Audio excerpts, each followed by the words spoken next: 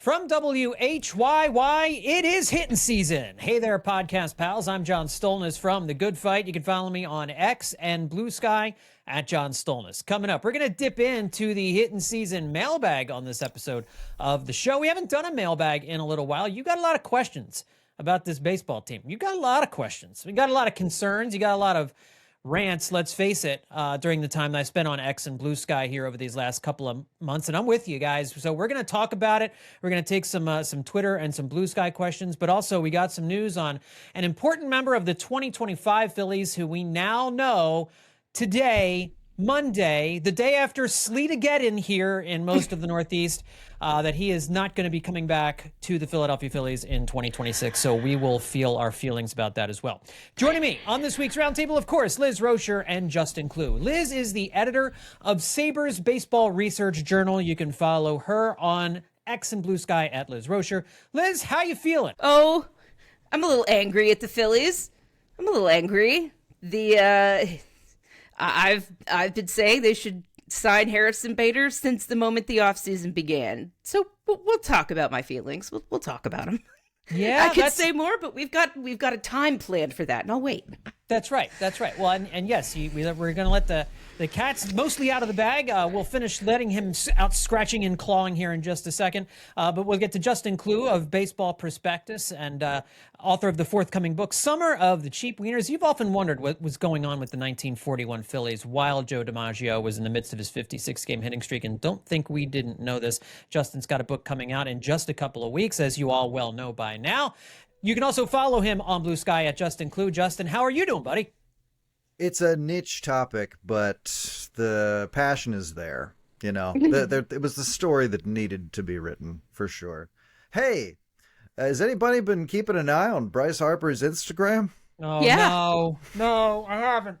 What did you say? I'm just asking. I'm not expanding on this. Just go take a look there. Somebody should be keeping an eye on this, right? Did something happen? Seriously though, did he do see something a new weird? thing that he's sleeping inside of?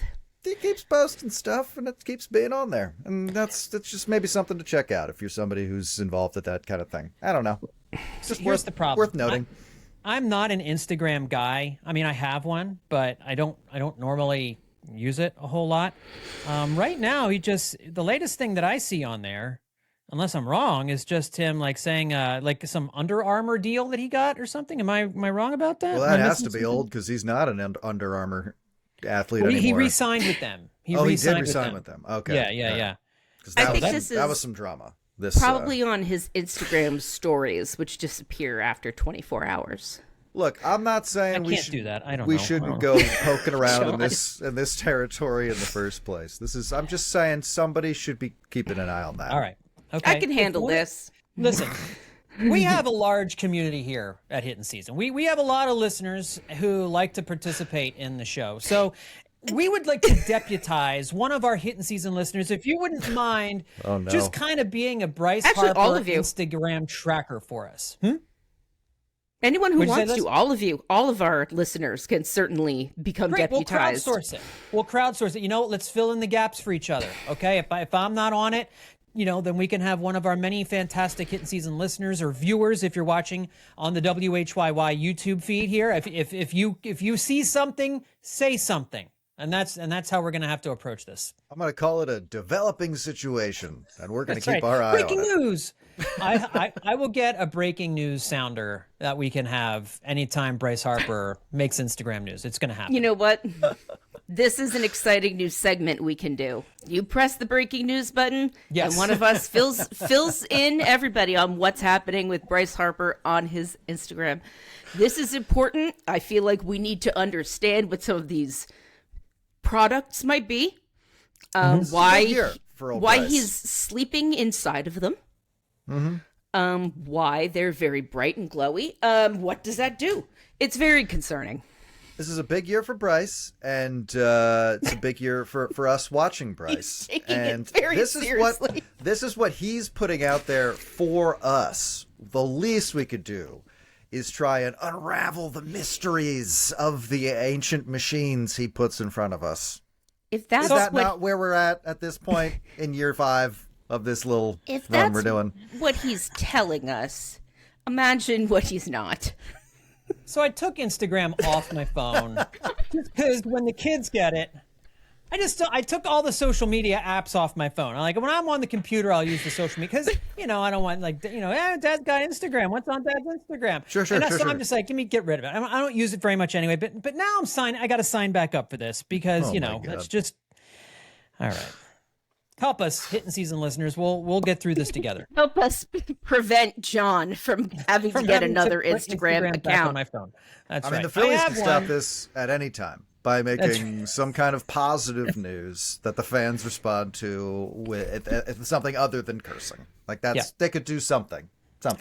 All right. We've been delaying the inevitable here for the first 5 minutes of the show. Let's get into what we've come here to discuss. That is, of course, Harrison Bader makes it official, signing a 2-year deal with the San Francisco Giants. Harrison Bader, the midseason pickup last year, who made such an impact in Philadelphia, really turned the whole offense around once he started playing center field every day. Everybody else kind of fell into a platoon role in the outfield, and it worked beautifully over the last couple of months. You could see how much his absence in the playoffs against the Dodgers meant to the Phillies, how much it hurt. And becoming a free agent, it was said that he wanted a 3-year deal. I think most folks were thinking it would be somewhere in the neighborhood of like a $45 million contract, especially when you consider how few good right-handed outfielders there are in Major League Baseball right now.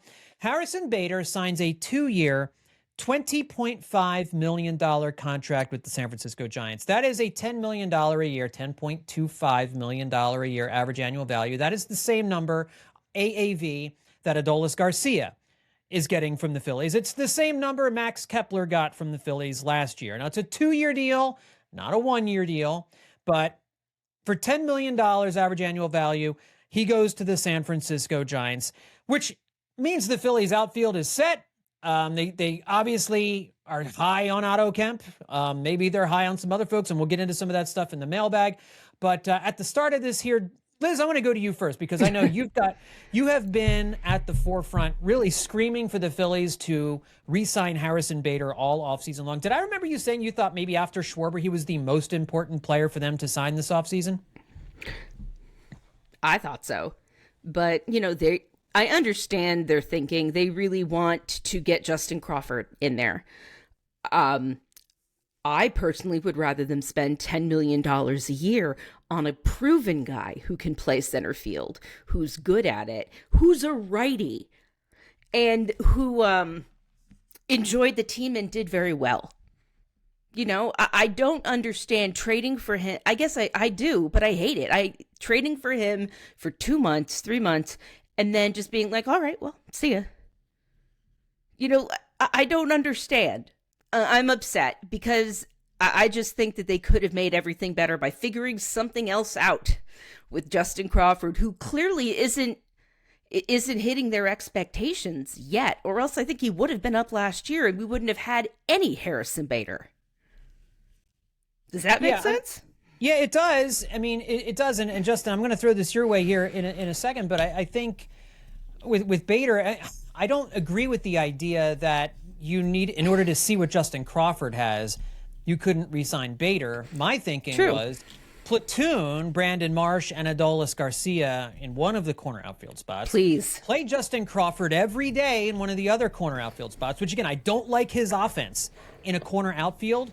But at the same time, when you didn't get Bo Bichette, you gave up all opportunities to improve the offense in any kind of meaningful way in terms of like getting power at a premium position.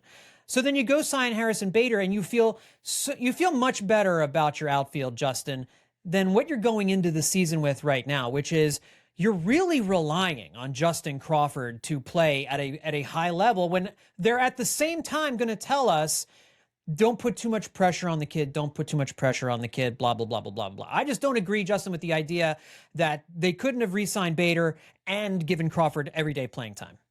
Well, we're going to get into more of this later, but the Phillies don't really have the ability to not be disingenuous at this point in time when they say anything about the team they currently have. Yeah. But again, we'll get to that because in this particular case, Bader not signing with them, I mean, they told you. They told you they weren't going to do that in so many words. So even though it made a lot of sense, even though it would made everybody involved feel better, even though they are only a handful of real center fielders in baseball, and he's one of them. The Phillies just didn't want to have to spend a little more than you wanted to, which it turns out was probably less than anybody thought. Or go ahead. Sorry. Or just to take what John said and maybe turn it a little more positively, because I feel like anything he said objectively about the Phillies right now has a negative kind of twinge to it.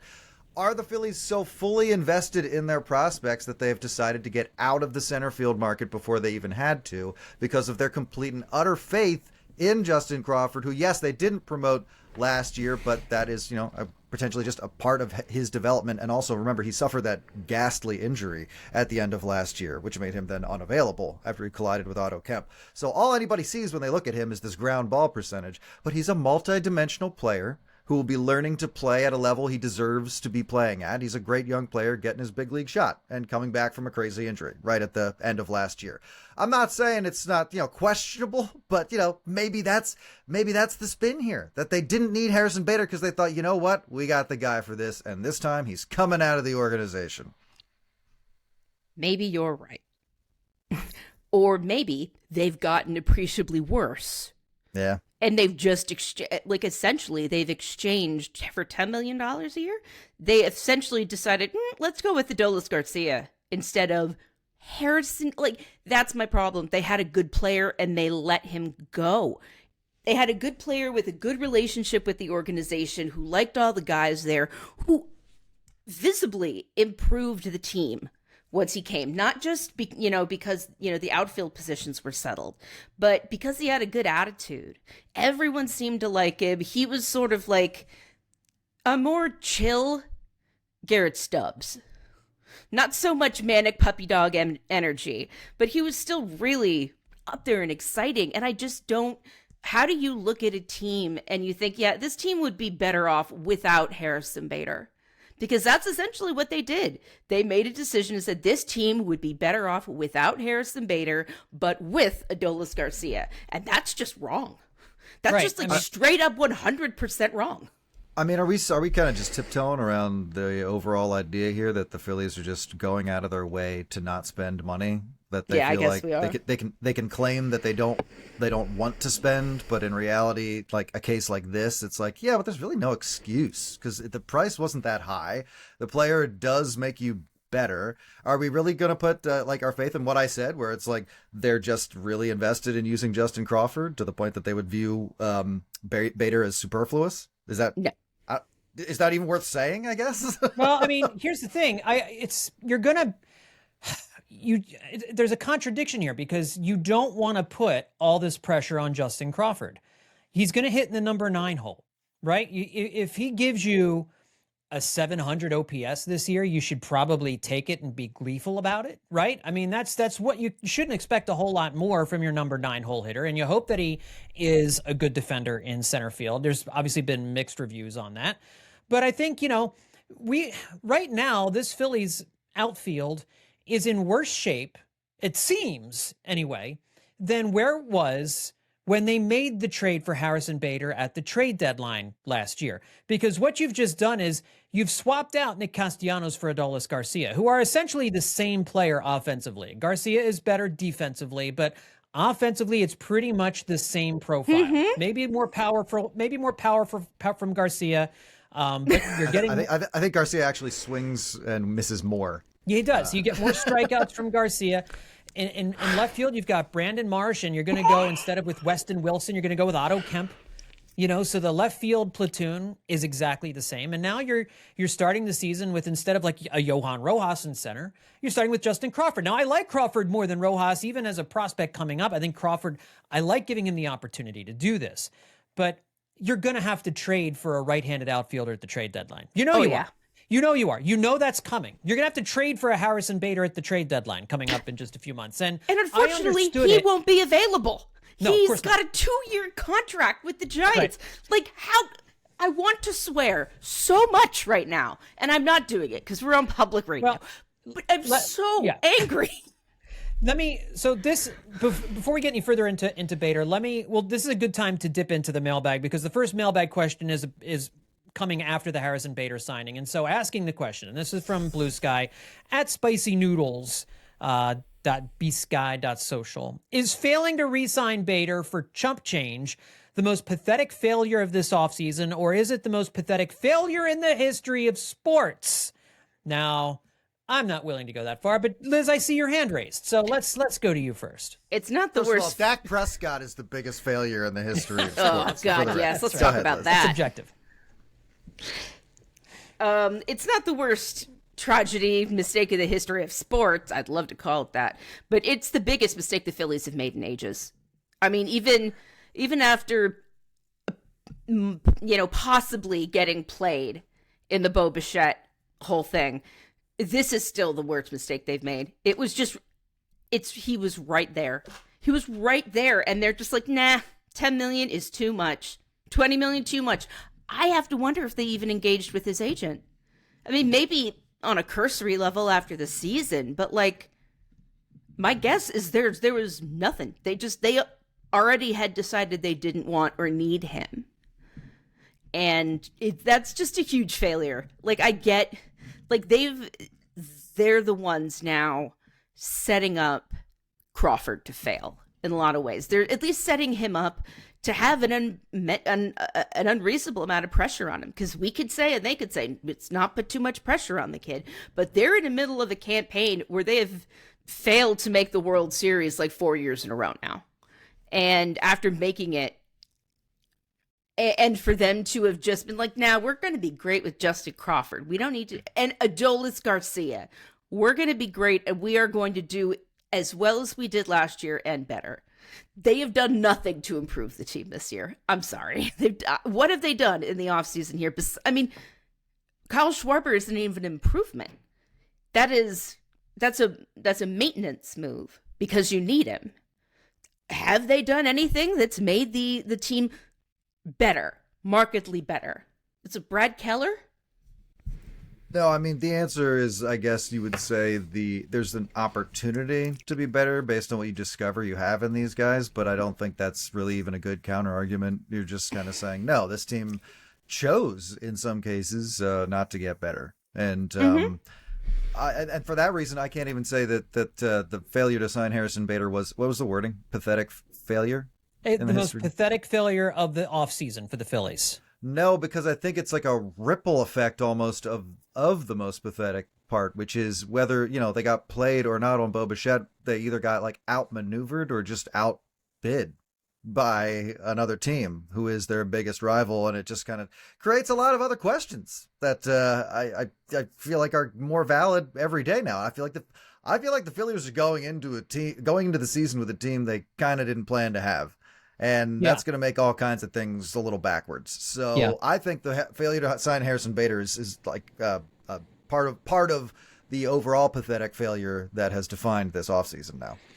Yeah, and I got to say, I think the Adolis Garcia signing, I mean, I hope I'm wrong about him, but so much is hinging on that, too. I hope we're all wrong about all of this. Yes, Every time it would be great. I am hoping we are all wrong. That is what I want. We would love to be wrong. We would love to come on the podcast one day and say, everything we said the last 4 months, wrong. Everything is great now. It does happens all the time. Yeah, baseball is that game. We might be wrong. And I just, when the conversation, and I don't know if the Phillies were involved in the Harrison Bader market after signing Adolis Garcia, it's entirely possible once they sign Garcia, they just say, okay, our outfield is set. Because at 3 years, $45 million, I get it. I get saying like, that third year, that's a lot. It's more money than you're wanting to spend for a guy who doesn't hit for a lot of power in the outfield. I get that. I would have been, but for 2 and 20 or 2 and 20 and a half, if Bader's camp doesn't come back to the Phillies and say like, hey, any interest in, 2 and 25, he'd really love to come back and play. I don't know if any of that happened, but it just feels to me like the Phillies made a decision about Harrison Bader. Yeah. They made it at the beginning of the offseason, and now here he's gone to San Francisco. And again, I don't think Harrison Bader is the savior of the team or anything like that. Like he may not have a good season this year. He was not very good the 3 seasons before last year. But I think this outfield has a chance to be one of the 5 worst outfields in baseball. And for the same price that you paid for Max Kepler last year, you could have gotten Harrison Bader this year. You would have had a 2-year deal. So yes, you would have had him for 2 years. I don't know if that's such a bad thing. 2 years? Oh, that's no. not much of a commitment in today's Major League Baseball. So yeah, I'd be fascinated to know how the process went, but we'll never know that.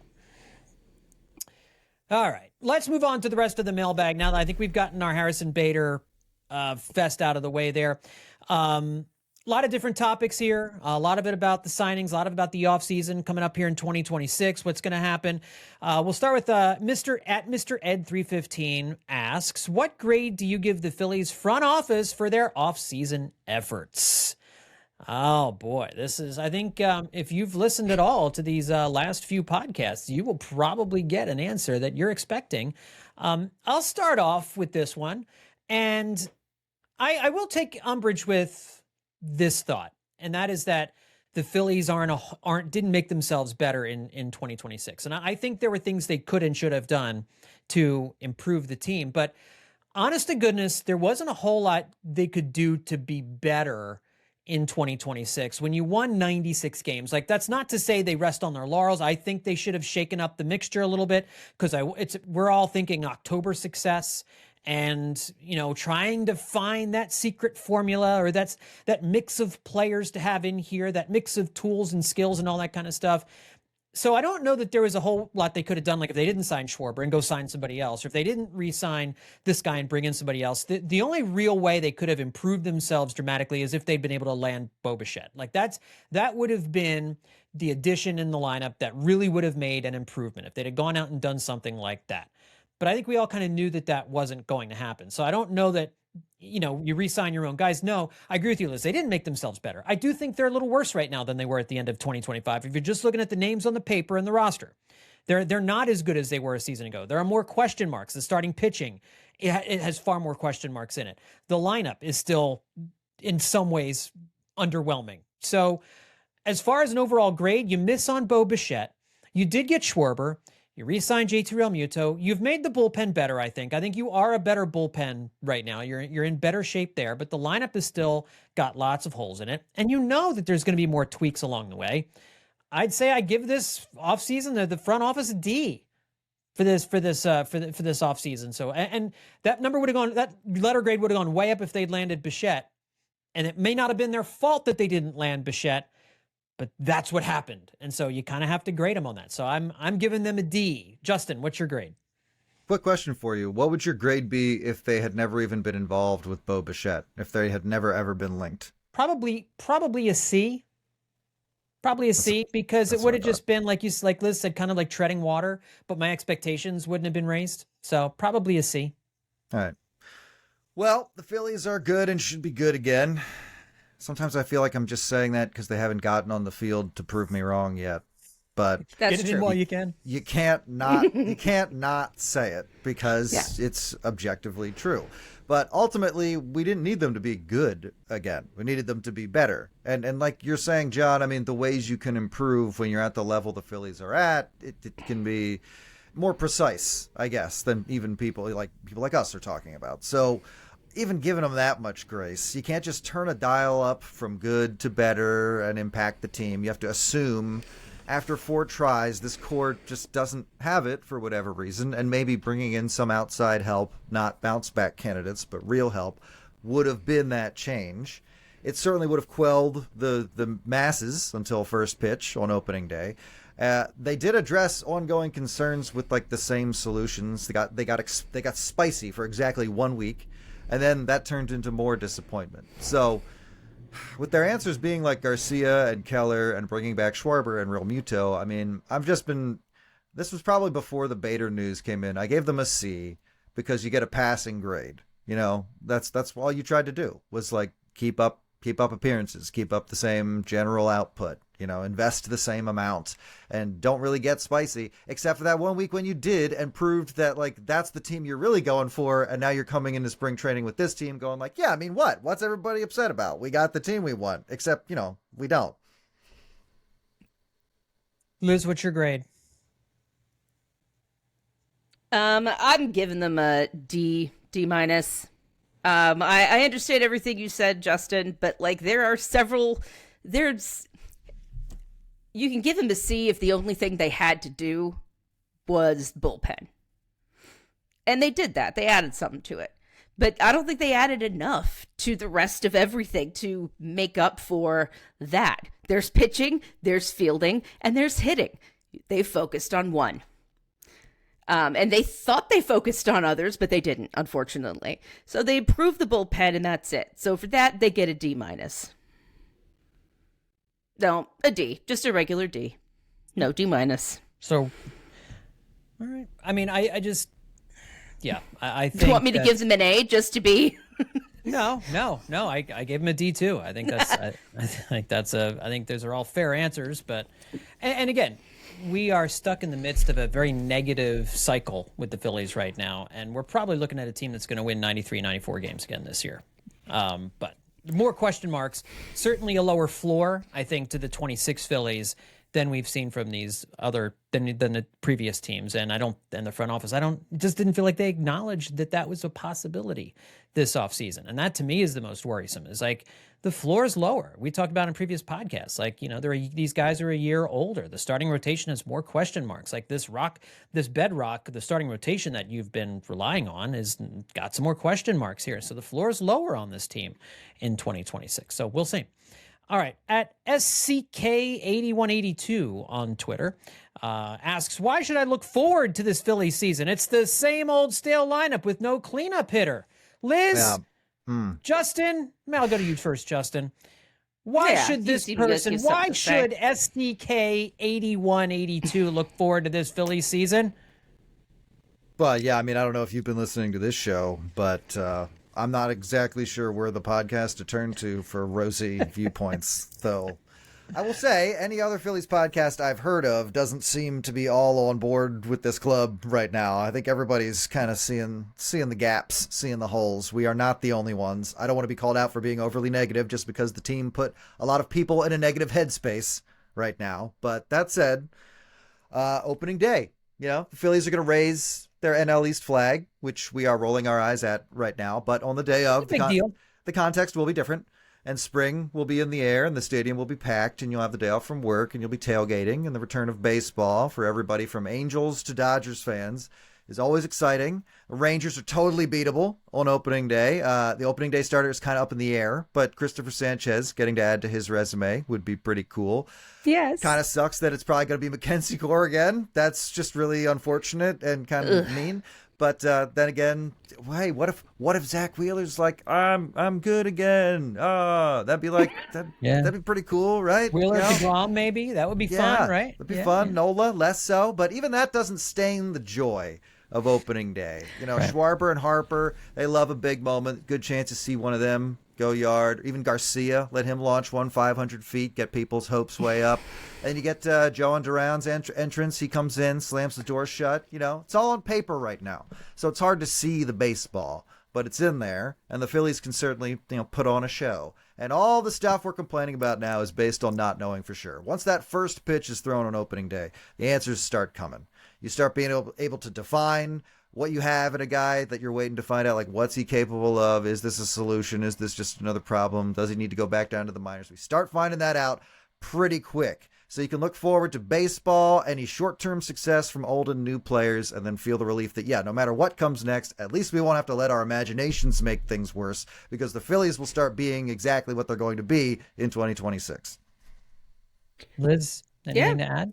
It's baseball. I know it seems difficult to be positive about it right now. We're in the dead of winter. There was just a massive ice and snowstorm across the United States.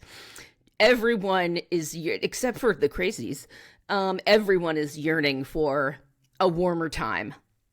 And when you want that, you tend to look at some of the things you love a little harder because they're not there for you. And you just have to wait. Just hold on. Baseball's coming. Everybody wants it. It'll be here, and you'll be happy about it. For one more season. For one more season, yeah. Listen, and here's the thing.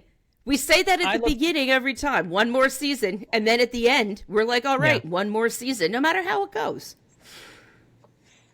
What is something that could stop you? I'm sorry. What is something that could stop you from looking forward to the season?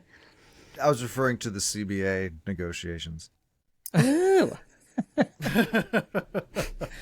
Well, I think one of the things you should look forward to at this Philly season is a whole new season of Hittin Season podcasts, friends. I mean, let's not kid ourselves. It's the whole reason for the season, and so we are. We're your favorite podcast, and we know it. A branding opportunity. That's right. That's exactly right. Always be branding. That's right. All right. At WK Green 06 asked if Andrew Painter and Justin Crawford end up being 75% as good this year as predicted, does that make up for a lackluster offseason? So let me just give you what Fangraphs Steamer Projections has for these two players right now. For Andrew Painter, they have him making 21 starts, pitching in 33 games, so apparently like a dozen appearances out of the bullpen, it looks like. 132 innings for him this year, a 4.70 ERA, 6.9 strikeouts per nine, 3.3 walks per nine. For Justin Crawford, they have him playing 80 games, which seems light. But that's what most of the projections have him at right now. 299 plate appearances, which is oddly specific. A 266 batting average, a 325 on-base percentage, and a 376 slugging percentage. That is a 700 OPS with 15 stolen bases, 13 doubles, and 5 home runs. Liz, do either of those stat lines, do either of those sound off? And if you got, instead of 75%, because I can't do the math, and let's just say that they meet those projections, does that end up making up for a lackluster offseason? I don't know. It feels like a lot to ask to make up for the week of Bichette madness that just took all of us down a disappointing path. It's hard to make up for that. But, I mean, at least as far as Justin Crawford, if I saw those numbers, I'd want his on base to be higher because I think 325 is a little, peaked. But I'd be thrilled if he hit 266, like a solid 266, I'd be thrilled. I think that's better than I would assume that he would do in his first year in the majors. So maybe I'm expecting too little of him, but that's it. I'm done talking. Justin, what do you think of those numbers? I mean, I think it's a big win if the Phillies have two prospects they're putting this much pressure on come out and perform 75% as well as hoped. I think for anybody, that's a win. But for this farm system in particular, that's a big win. This was always part of this plan, but now it's more of the plan because some of the other plan didn't work out. So the Phillies will be doing everything they can to get these young players to succeed, because if it later turns out they were getting backwards info or were lied to or misled or something, the Phillies will have no one to blame but themselves for their disappointment. So I think to answer the question, if Justin Crawford's hitting like 260, top 3 on the team in extra base hits, like stealing bases, playing a passable center field with Andrew Painter regularly filling a rotation spot, ERAs at like 3.50. Yeah, people forget about this past winter pretty quick because that's a huge story for the Phillies. Well, and that if it is an ERA in the 3s for Andrew Painter, I think that's great. I do not think a 4.7 ERA would be a good outcome for Andrew Painter here in 2026. They need more from him, even as a rookie. I'm sorry, they just do. And I think for Crawford, he's going to play more than 80 games unless he's a disaster. So I think a lot of those. That's the way they're talking about him. When you're saying our outfield is set and they listed Crawford, I mean, like that's it. He's going to be. What else could be the plan? Right. So if he gives you a 700 OPS, let's say he gives you 25 stolen bases, let's say he gives you 20 doubles and 8 homers. That's a good season. Depending on the defense, that's probably a 2.5 win season for a rookie center fielder. Again, I would take that. I would need to see more from Andrew Painter than a 4.70 ERA, but I know a lot of those numbers are based off of what he did in AAA last year. We know the stuff is ace level stuff. Will we see that here in his first year? Probably not, but I think you got to do better than a 4.70 ERA. If he has a 4.70 ERA, I don't think he's making 21 starts at the big league level, but we'll see how that goes down.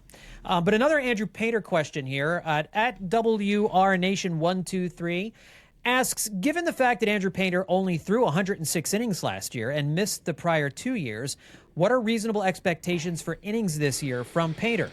And then also, do you believe the Phillies will add another starter that could compete for the 5th starter spot? Let's tackle the Andrew Painter question first here. 106 innings, I think, and correct me if I'm wrong, Liz, but 132 innings, that sounds probably like a decent elevation.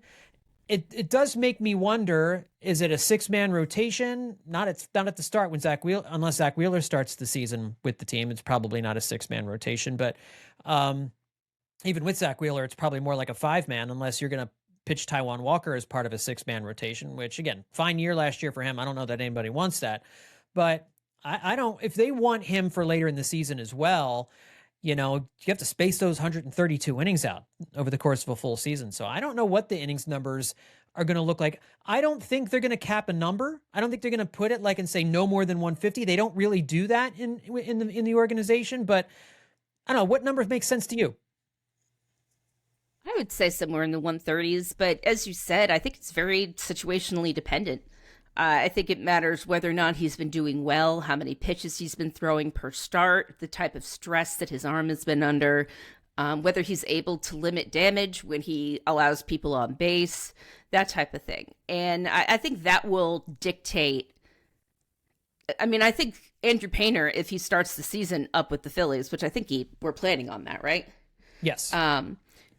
If he starts with the Phillies, like we'll figure out pretty quickly what's going on.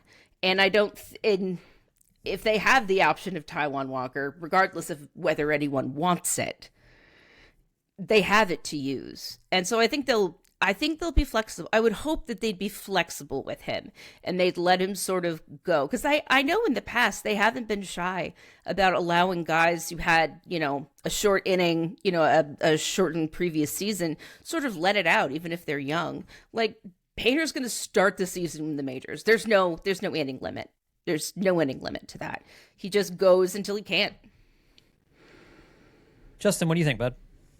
Well, I feel like this is way more of an issue about the second part of this question, which is what's your backup plan? Who are your reinforcements here? Because I've been saying for a little bit now that the starting rotation is an actual need for this team to strengthen, and it's almost to the point where you're required to, which was why you finally see Dombrowski being like, oh yeah, we are, they are looking for starting pitching. Nobody's going to be excited about who they pick up, but they need starting pitching because again, putting this much pressure on Andrew Painter is, especially being in the situation he's in, it's like, I mean, this is why this is a little dicey because if he's really supposed to take on that role after all of this, then you got to treat the situation as it develops. And if he starts responding negatively to this, all the crushing pressure he's now feeling, you got to be able to adjust to that. But that's what I'm talking about. If the Phillies are going to put this much emphasis on these young players to be a part of the mix this year and be the difference for them, then they have to do everything they need to do to get them comfortable and keep them on the field. So if the goal is to have him pitch all year long, yeah, that's going to mean spreading out his starts. If the goal is to have him pitch, get into a groove and be as effective as possible, and then use the guys you've gotten to reinforce him down the stretch, then okay, but that there's got to be a plan, and they've got to make it around Andrew Painter because he's taken on a lot for being at this stage of his career. I'll note this too. Last year, Jesus Luzardo made 32 starts and 183 and 2/3 innings, coming off the year before when he made just 12 starts and had just 66 and 2/3 innings. And again, this is not a veteran pitcher who you're like, he's at the tail end of his career. It's a guy you had signed for 2 seasons that you traded away really good prospect for, was just 27 years old last year. And they upped his innings total quite a bit last year. That's exactly who I was talking about. That's exactly what I meant. Right. I just couldn't think of exactly who it was. Thank you. Yeah. Right. So there's your example. The Phillies have done this before, and I think they don't put a limit on it. It depends on the player, and it depends on where that player is in that moment. So, as far as the second part of the question, Justin, about needing depth, just kind of looking at some of the free agents that are still available, and we're talking about number 5 starters here. So we're not talking about Framber Valdez. We're probably not talking about Nick Martinez or even Chris Bassett, Zach Gallen, none of those guys. You're probably talking about, I don't know, Patrick Corbin and Eric Fetty, Justin Verlander's still out there, Miles Michaelis, Nestor Cortez, Lucas Giolito, Jose Quintana, Tyler Anderson, John Gray, Frankie Montas is still out there, Marcus Stroman. You still got Max Scherzer, who's a free agent. That's what I've been waiting to say. I've been waiting to say. Thank you. I would take him. I don't know what changed, but yeah, Max Scherzer, he's going to be 42. Get some of that energy in here. I want it. See what Need that it. does. Gotta have it. I really would love it. Frankly, he'd fit right in with the rest of the guys on the team, but he also might give it might create some ripples in that clubhouse, which would not be the worst thing in the world, I don't think. I was just gonna say, Scherzer's different. He's 42, and no one can tell him anything.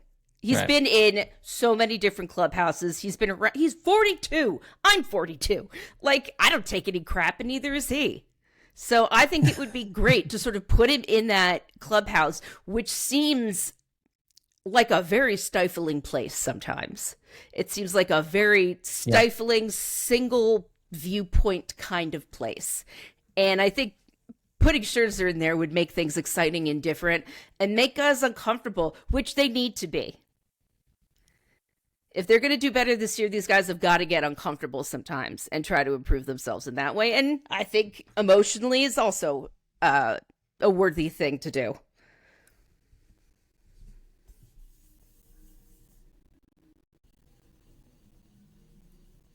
Well, let's get the next question out here. I don't disagree with any of that, by the way. But I think that Oh my God. Mad Max it can be hard to root for him. I've always hated that guy. I just have. I've always hated Mad Max. But for what they need, he'd kind of be perfect. And he was good for the Blue Jays last year. So this is reflective of my mindset at this point, where it's just like, yeah, why not? Why not? Do something crazy. But that's exactly the kind of crazy thing they don't do. Right. It's so annoying.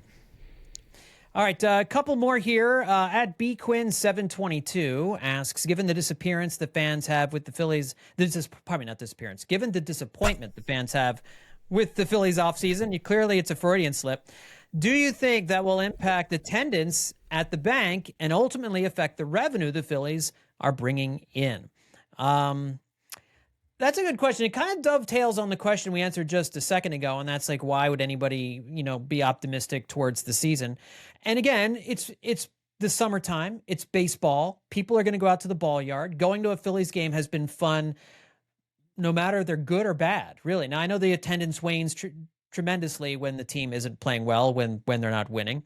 But again, this team's going to win. The attendance probably won't be there in the beginning of the season, but if this team's battling for a wild card, if they're in first place, you've still got star players there. Let's say Bryce Harper is having a renaissance season. People are going to go. So I don't think this offseason is going to be the reason there would be a dip in attendance. You might just have some fatigue among the fan base with this team right now.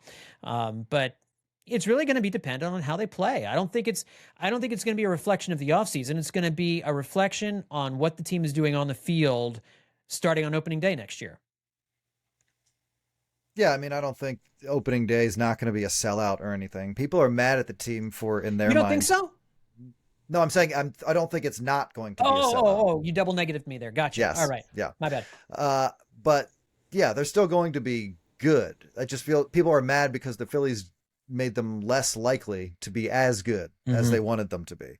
Nobody wants to be the crank sitting at home while the Phillies prove them wrong. So people will stop coming out if this team can't get out of neutral by like the end of April. I don't think it's going to be a very long time. But if they look flat, leaving runners on base, Harper's whiffing at everything, rotation's not a strength, bullpen's leaking runs, people will run out of good graces for this team really quick. They got no goodwill from the Eagles this year, and those opening day fumes will run out pretty fast. And as far as revenue, if the Phillies are bad enough to have a down year in attendance and then like cry poor about their revenue, I mean, they can just shut it down. That would be a shocking lack of self-awareness. So I don't think initially, I'm with you, John. I don't think this winter is going to be the reason anybody cancels their season tickets, but I think this team's going to have a shorter leash this year. Yeah.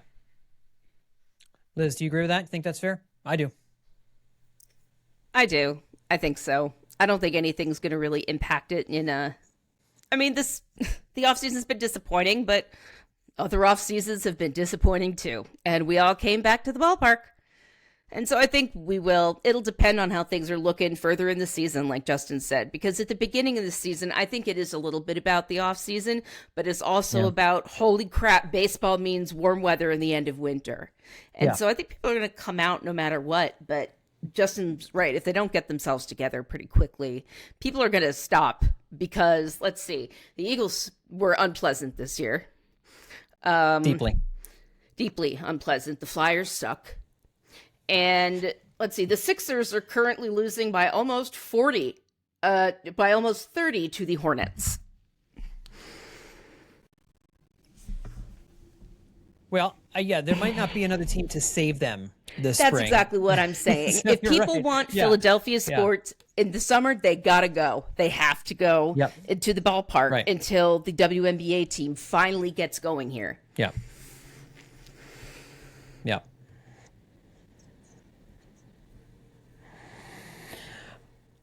All right. Well, let me read a couple others here.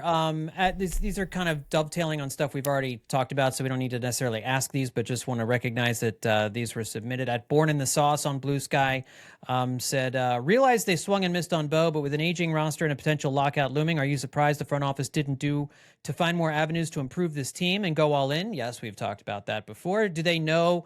Do they know they can't truly run with Los Angeles, New York money? And the Phils essentially exist to sell expensive wieners and suds. That goes too far. Yeah, I mean, I get people are bit. upset, but that's not what's happening here. I have a lengthier answer to this. Go if for it. Time, Let me hear it. Time permits. All right. So this is a great question because it forces you to say what you thought of this team before the Bichette thing, if you can remember. But the truth is, at that point, I was doing a combination of talking myself into the Phillies in their current form while also hoping that they would do something like the Bichette thing. So did it surprise me that the team didn't make a big swing? I mean, what they did. Does it surprise me that they did? Yes. Does it surprise me they didn't land it? Also, yes. So I think they saw an opportunity, and the Mets laid down this carpet, and the Phillies and Bichette kind of like shook hands on it, and then the Mets just yanked it out from under them. And on the one hand, it would have been great to see the Phillies do what the Mets were doing, pivoting to another high-profile solution after losing out on the free agent they liked. But other than like Cody Bellinger, who the Phillies didn't want to sign and who was already deep in with the Yankees in free agency, who would that have been? So I looked back. I wanted to look into this because we keep saying Dave Dombrowski doesn't miss on targets that he goes after. And I found a small list of times that he was interested in players and just did not get them. He tried to sign Rusney Castillo out of Cuba in 2015, but he didn't get him. He was obsessed with Henry Rodriguez when he was with the Expos, and then still when he was with the Marlins, he tried to get him from the Dodgers. He wanted Steve Sachs and Scott Fletcher to play for the Expos, but they said they didn't want to play in Canada when he was with the Expos. In Florida, he wanted the Padres' #1 prospect, Matt Clement, in 1998. And when he was with Detroit, he was deeply covetous of Jackie Bradley Jr., who he came to, be the GM of over in Boston when he worked there. But as far as like big name guys, I don't think this was a huge story, but it was reported to have happened. At the 2016 trade deadline, Dave Dombrowski wanted to trade for Carlos Beltran because David Ortiz was retiring. And it was like the last half of the 2016 season. So he was like, I want to get a guy who can replace Ortiz. So he tries to get Beltran. For some reason, the Yankees don't want to make a trade with the Red Sox during a pennant race. So that doesn't happen. And, the twist of it is that he wasn't losing Ortiz yet. He still got half a season of him. So they turned out to be totally fine, even though they didn't really do anything at the trade deadline. They went 44-31 in the second half and hit a ton and scored a ton. And, now they've still got to replace Ortiz. So how did they do that? Dombrowski's like, okay, Mitch Moreland's going to play first base. A power bat, but not David Ortiz. Rafael Devers is going to start getting mixed in here. He's a young player we have. Obviously, he's not taking over entirely for Ortiz's offensive numbers either, but he's a big contributor. Hanley Ramirez takes over in the DH role. So they don't have a one-to-one swap for like guy they wanted to what their actual solution is until they acquire Chris Sale, who is the real replacement for David Ortiz. Dombrowski he's like, we shifted what kind of team we were. Now we're about run prevention almost as much as we're about run creation instead of being so much about run creation. And did it work? Well, they won the AL East again. Didn't win the World Series, but then the following offseason they signed J.D. Martinez, and they did win the World Series. So I guess what I'm saying is he showed an ability to pivot here that I'm not sure we are seeing, and I think a lot of that gets chalked up to he didn't really have the options to do that, and that's probably totally fair, but this is what we were talking about in the earlier part of the offseason when we used the word creativity, is that he's expected to see things that we don't. So I guess my question for you two, based on that entire rambling, is what does 10 years ago Dave Dombrowski have to teach today, Dave Dombrowski? Be less careful. That's what happens when you age. You become more careful. You become more risk averse. And I think that's what happened to him. And I feel like 10 years ago, Dave Dombrowski would be like, hey, Dave, get off your duff and make some phone calls. Think really hard. Talk to your collaborators in the organization. Actually think. Like, I don't know if he did all that. I don't know if he did or if he didn't, but it feels like maybe he didn't. And I think that's the type of thing that 10 years ago Dave Dombrowski could educate present day. John, not to take the reins here, but do you feel like 10 years ago Dave Dombrowski's the one making the deal for Mackenzie Gore? Maybe. I think last year he kind of did that with the Jesus Luzardo trade. When he kind of did a pivot there, they couldn't get the bat they wanted, so they decided to strengthen a strength, and those we were talking about. And they could have done that again this offseason. They just didn't do that this offseason. They just tried to, bring back some of their guys, and they tried to, find a Nick Castellanos replacement on a budget. And then the one guy they did try to splash, that would have been a pivot. Bo Bichette would have been a pivot if they'd been able to land that. We'd be having a much different conversation about Dave Dombrowski right now if he'd signed that 7-year, $200 million deal. But he didn't, and there doesn't seem to be a pivot left because that money was only going to go to somebody like Bichette. It's not going to go to Bader. It's not going to go to another starting pitcher at this point. Like, that money was it was special money. And I think that's a lot of what this is too. This is Dave Dombrowski's last job in baseball, probably. And so he knows he has job security. He'll be there as long as John Middleton's the owner. He'll let Dave Middleton stay as the president of baseball operations forever. I just don't see a scenario where Dave Dombrowski is let go by the team. If he leaves, it's because he's decided it's time to go. So Dombrowski doesn't feel, I think Dombrowski right now is deciding, I want to get to the playoffs as many times as I can, try and keep this window open with young players so that we can keep taking cracks at it.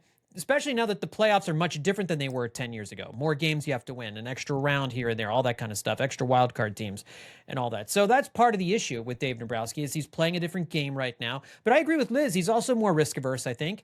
He's not willing to give up prospects, the top prospects, for a player who might be able to impact the team more dramatically right now because I think he understands I have an aging core. I need to supplement with young players, and that's how we're going to keep this thing breathing, keep this thing moving. And that might mean a season or two without the playoffs, but then you're back, like, instead of a 7-8 year drought, maybe you have 2 years away, and then you're back taking swings at it again. So I think David Dombrowski would tell you he's just a little bit older and wiser, or that he knows that he has more time than he did 10 years ago. Yeah, and I think you're right. I framed that incorrectly, that they not pivoting from Bichette, but Bichette himself was the pivot.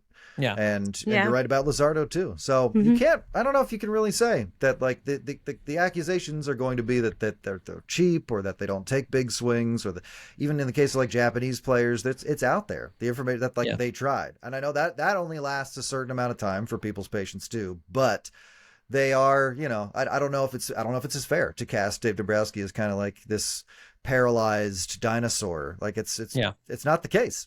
Right. All right, let's do one more here. Let's go with @Ant Pirandazzi on Twitter. Sorry if I mispronounced that at all, but he says, I'm still very high on my Phillies, even though everyone's complaining they didn't do much. We'll end on a positive note here. So what are your realistic thoughts and predictions for this season? We're going to give official predictions once the offseason's over, as we get a little bit closer. But, as we're sitting here right now on January 26th, with 5 inches of sleet outside on top of 5 inches of snow or whatever it is, some of us unable to get out of our driveway, this Phillies pitchers and catchers are going to report to Clearwater in a couple of weeks. Actually, JT Realmuto is already there. There's already some people who are already there. So spring training is right around the corner here. We're going to be talking about real baseball games before we know it. So just give despite all the negatives, despite all of the hue and the cry that I have felt, that we all have felt on this offseason being a disappointment and not going the way we want, Justin, give me your thoughts on just your realistic thoughts on the season, if not a prediction per se. Right. So it's great you're still high on the Phillies. Everyone complaining they didn't do much is also fine. So, I know we're going to start siloing each other into who was with them and who was against them at certain points, but just your gentle reminder that, that it's okay for that opinion to constantly be changing. In fact, that's kind of the point. Regardless, I think they will contend for a wild card spot. I think they will have some prolonged dry spells this season and miss out on some opportunities to make up ground even when presented with them, like when teams they need to lose start losing. And I think they lack depth, and I think there's a lot of cracks that have started to show in this team's culture and chemistry. These are just my realistic ones. I'm getting them out of the way first. Wheeler, I think, misses probably more time than expected, but then comes back very Wheeler-like. So the issue for him is going to be missed time, not like when he's pitching. I think you get better Harper. I think you have to ignore some of his motivations, but I think you do wind up getting a better Harper this year. I think Schwarber, let's give him a little cushion of like rather than 45, 50 home runs, maybe he's looking at like 40, 45, put it around nice, sane, crazy number. I think Crawford and Painter, I want to get more invested in their success and believe that is possible because it's time to be, and they should be. And I think they'll have help they'll need and the opportunities they need to look like big leaguers. And I think that could inject a lot of enthusiasm into people this year that they're just not feeling yet. And I think Luzardo pitches well, and I think he gets an extension. I think Brad Keller helps them build a strong, if thin, back of the bullpen. So I think realistically, this team can win like the number of wins, John, you're saying like 90, low 90s. I think that's totally on the table. Stuff has to be really right. And I'm honestly more interested when people present this, like they never say, when they say like, well, I feel really good about them. They never really say what's really keeping them hot about the Phillies right now. Right. So I actually I would ask that. I would ask what I'm not like turning away in disgust at the team or anything, but I'm very curious. What are you latching onto right now that's giving you like butterflies in your stomach about these Phillies? Not baseball coming back, but like about these Phillies specifically, because I'm curious what people are connecting with. Yeah. Liz, what are your thoughts and feelings, predictions or otherwise, for 2026 right now? I agree with most of what Justin said. I think they'll be contending for a wild card spot. I think they're going to win fewer games than they did last year, but not by too much, maybe 4 or 5. I think they'll be staring at the Mets' butt all season because after doing very little, all of a sudden they got everything. They got like a ton of things they wanted. Even without, was it Kyle Hendrickson or whoever it was? Whoever it was that they were after that they missed out on. They pivoted immediately to Bo Bichette and they got their man. And so Kyle Tucker is who you're thinking Kyle of. Tucker, thank you. Yeah. I knew it was a Kyle. And so I think we'll just see little drops. I would love to get a better Harper this year, but I'm not convinced sleeping in a light chamber is going to really help him that much. I think we can. I'm always reluctant to do home run predictions because the ball now changes every single year. If they decide this year that they want a bouncier ball, that's what we'll get. And so I have nothing to say about power at this phase until we actually start seeing a Major League Baseball, which won't happen until April because all we'll be seeing in the in spring training are the minor league balls, which are made differently and in a different place. So, yeah, I think that's my overall prediction. I don't have as many specific items as Justin does, but I largely agree with most of what you said, Justin. Yeah, and I'll throw in my 2 cents. I think they're going to be fine. I don't know that they won't win the division again. The Mets the Mets have gotten better, I think. Let me say this. The Mets have gotten different. And I think that's right. I think that's one of the things that we in Philadelphia wanted. We wanted different because we're concerned that this mix, that there's just some kind of wall. You're totally right. That's going to prevent them from getting over top of it. And so the Mets were creative in how they reshaped their roster this offseason. And their GM, David Stearns, took a lot of risks. He got rid of some popular players, made some trades. He was willing to take a raft of dung here through the first 2 months of the offseason until these last couple of weeks, getting Bo Bichette, trading for Freddie Peralta, locking down some of these other guys, whereas now everybody's singing his praises. And that's just something I don't know that Dave Dombrowski was willing to risk as much as David Stearns was with the Mets. And David Stearns, interestingly, had less to lose because they had such a miserable season last year. So he had kind of more freedom and they have more money that they can also spend than the Phillies do. Or at least he has more flexibility from the ownership to spend more money than Dave Dombrowski does. Let me rephrase that. So, but that being said, I don't know that the Mets are better. I think they probably are a little bit better. You're looking at the lineup, you're looking at the rotation. I think the Mets probably are a little bit better right now. The Phillies are probably the second best team in the division. I think they're going to fight for a wild card. I think they'll probably get a wild card. I don't know that I mind them playing in the wild card round now. You know, they 2 straight years getting the first round bye. Let's play the wild card. Let's see how that goes. Maybe you get a little momentum playing against the team you're much better than.